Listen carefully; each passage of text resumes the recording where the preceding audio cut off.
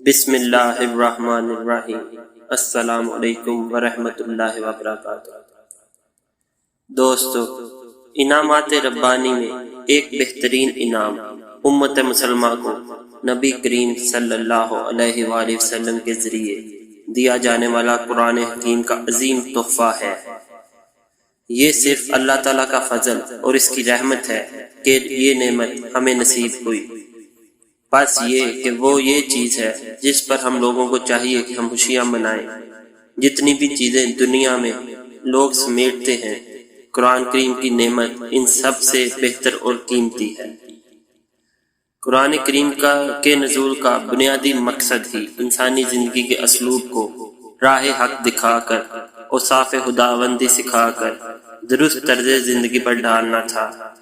بد تہذیبی ختم کرنے اور بد سلیقہ اور ناشائستہ ہونے کے سبب پوری دنیا کی اصلاح کرنے، تہذیب سکھانے اور اسلوب زندگی درست کرنے کو اللہ تعالیٰ نے قرآن مجید اتارا۔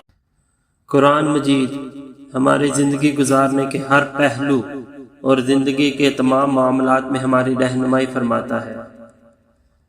چنانچہ ارشاد ہوتا ہے، بد زبانی سے بچو، غصے کو پی جاؤ، والدین کی بے ادبی سے بچو اور ان کے سامنے اف تک نہ کہو، دوسروں کی غلطیاں معاف کرو، آپس میں اعتماد قائم رکھو، اجازت کے بغیر کسی کے کمرے میں داخل نہ ہو، تکبر سے بچو، اگر کوئی تنگی میں ہے تو اسے قرض اتارنے کی مہلت دو، لوگوں کے درمیان انصاف سے فیصلہ کرو، دوسروں کا مذاق نہ اڑاؤ، سچ اور جھوٹ کو آپس میں نہ ملاؤ، رشوت مت اختیار کرو، لوگوں سے نرمی سے بات کرو،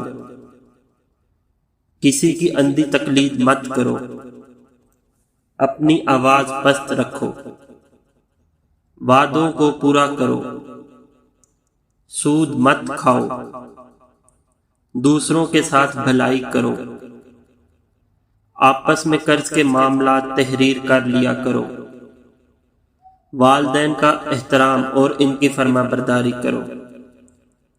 ہمیں چاہیے کہ قرآن و سنت کی رسی کو مضبوطی سے تھامے رکھے اور اپنی دنیا اور آخرت کو کامیاب بنائے۔ وآخر دعوانا ان الحمد للہ رب العالمین۔